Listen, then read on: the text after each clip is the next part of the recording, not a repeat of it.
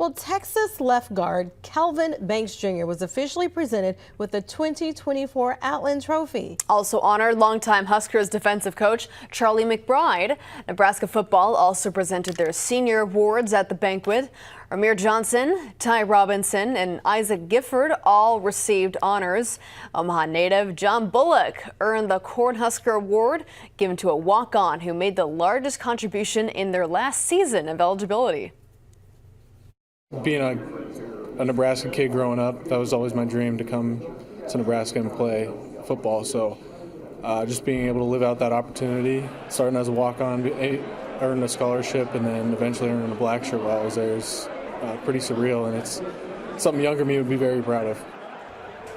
Bullock is currently training in Lincoln, getting ready for Nebraska's Pro Day.